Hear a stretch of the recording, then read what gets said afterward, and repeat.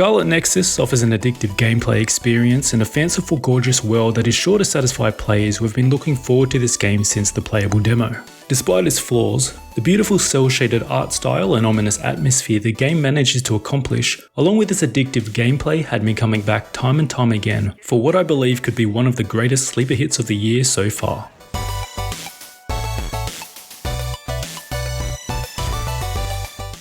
To be clear, I have not yet finished this game. I am roughly around 17 hours into my first playthrough in what I'm estimating is around the 3/4 mark of the main story. So this is more like a first impressions, but I can confidently speak to the gameplay loop and overall structure of the game. For those who don't know, Scarlet Nexus is a brand new IP from Bandai Namco Studios in what they market as a brainpunk genre game. A made up term, but it sounds catchy. The gist of the story is that a new hormone has been discovered within humans that give them these psychic powers, while at the same time monsters that are referred to as others have begun to appear with an insatiable appetite for delicious human brains. It is basically a future setting where biotechnology has advanced so far that anti-aging drugs are a thing, and it has light cyberpunk tones in regards to the pervasive use of technology, but it manages to create its own flavour and political inflections that are present throughout the story.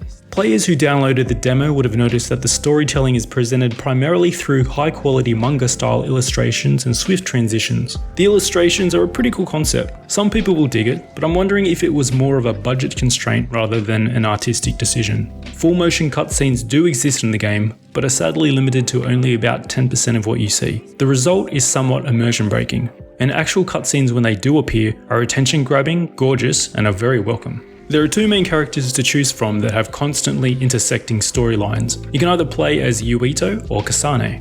They both specialise in telekinesis but with different melee combat styles, and both are intriguing in their own right.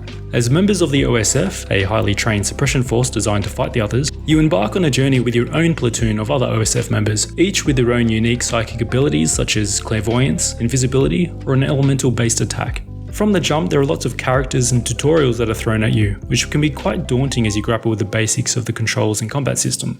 And the game runs superbly on the PS5 with basically non-existent load times or performance issues. Apart from the strikingly beautiful art style with its amazing shadows, what stands out visually is the juxtaposing enemy design that combines floral elements with the morbid propensity of these creatures from the uncanny valley. You meet a diverse range of personalities in your quest, and the game attempts to charm you with the levity of clumsy teenage romance, while at the same time throwing you into a world that requires a lot of backstory to digest early on. And yes, the story has a darkness and mystery to it, as you probably would have guessed. The strongest point of Scarlet Nexus, however, is the gameplay. The combat is fast and fluid. The controls can be mentally taxing at first as you try to commit the commands to memory and pull them off in the heat of battle, but once you get the muscle memory going and get into that flow state, the combat is very rewarding. Pulling off long chain combos and dealing massive amounts of damage across the entire spectrum of SAS abilities that you borrow from your allies makes you feel powerful. You're creating a high cadence light show coupled with epic dopamine inducing sound effects in real time. The result is addictive moment to moment gameplay that hits like a slot machine does to a gambling addict. I absolutely adore the combat in Scarlet Nexus. It is one of the stronger elements of the game, and excellent gameplay is what makes excellent games, though it isn't perfect.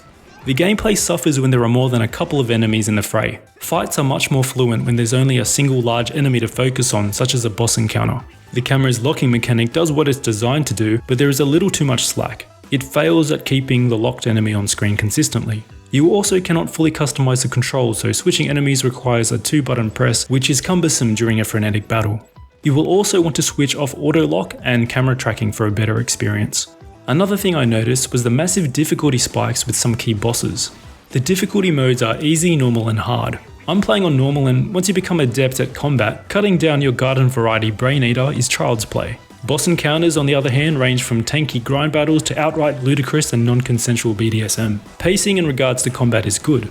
You unlock abilities throughout the story when combat starts to grow stale, and eventually you build a decent repertoire of moves that create valuable gameplay variability. Unlike the demo that overloads you with all of its systems and jargon straight off the bat, the actual game has it drip fed to you at a good pace. One thing I should mention though is that there is no animation cancelling in battle, meaning if you want to perform a dodge in the middle of a charge attack, the game will block the dodge input until the charge attack is complete. The result is feeling helpless and taking a hit you felt you saw coming weeks ago. At times this can make the game feel unfair, so you'll need to pay close attention to the enemies you face and how they telegraph their moves. The gameplay oozes style. Everything looks and sounds crisp, and the array of unique environmental objects you're able to launch at enemies to weaken their defenses is inexhaustible. In terms of the story, as I've said, I've not yet completed my first playthrough, but it's reached a certain crescendo and I'm about to enter the resolution phase of the narrative. I find it to be gripping even from the start, and the pacing is well done with strong plot developments contained within each chapter to string you along. The English voice cast sounds about how you'd expect. The actors did a fine job at giving life to the characters and conveying emotion even with the limited movement within the manga slides. It really does feel like playing through a multi-season anime. Lip syncing is an issue however, but for me it wasn't much of a subtraction. Thank you. The level design in Scarlet Nexus is average but functional. The backgrounds, environments and arenas are good and sometimes interesting, but the lack of vertical exploration limits the overall scope of the game. Objects are unimaginably placed in corners or at dead ends, but the actual atmosphere of the different biomes you wander through are visually pleasing, and the soundtrack is complementary to the art style and cyberpunk aesthetic with some songs that really get you pumped. Use this! I'm using this, Segumi! From Yuito and Kasane all the way down the character lineup, the writers did a fine job fleshing out different personalities and traits. Initially, it's easy to identify them as, oh, this is the shy one, and this is the angry one, and this is the funny one, almost like a reimagining of Snow White and the Seven Bloody Dwarfs. But characters that feel thin and mundane at the start actually end up having a lot of depth and eccentricity to them even hours into the game. The importance of friendship is prominent in Scarlet Nexus.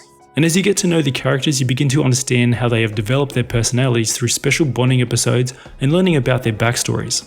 As you strengthen your relationship with these characters, they will help you out more in battle, by blocking damage, offering you powerful special moves, or reviving you after you have fallen. The bonding system is great at making you feel like you have a growing connection to these characters, and seeing them pop on screen to block an attack for you in battle is always a nice little surprise. This is one of the 3 leveling systems within the game that gives your protagonist a sense of progression, and it's a really clever and active way to cultivate a real connection with your team. To learn, there's no need to be embarrassed. Now, let's go to town. The character customization is actually quite extensive. Accessories can be exchanged for items you pick up in the battlefield. There are tons of accessories to choose from to create a more brainpunk aesthetic, and it will even change the way your team looks in cutscenes. As I mentioned before, I'm currently playing on normal and the game requires a bit of balancing. Common enemy types are a breeze, but key boss fights can be rough. You're able to purchase upgraded weapons for yourself and your team, but there's never a real need to look for power increases to your character, as I felt I was OP for most of my time. You can also manage the tactics that your party members adhere to, like full-on aggression or defensive fighting styles, but I never felt compelled to do this either. If anything, having extra characters on screen created too much clutter without offering anything truly additive, as you don't need them in the fight to use their powers. But since the whole story was based around camaraderie and teamwork, I couldn't bring myself to ride solo.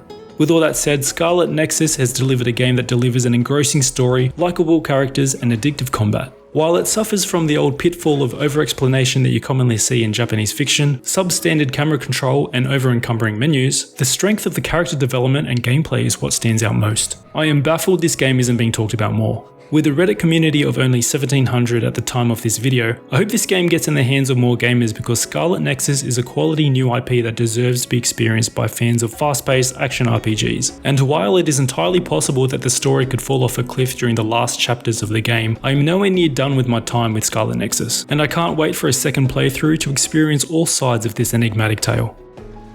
If you have made it this far, I want to thank you for watching. I don't ever review games normally, but felt compelled to talk about this one. So be sure to give this video a thumbs up if you found it valuable, or give it a thumbs down if you didn't. My name is Dizza, I'll see you on the next one.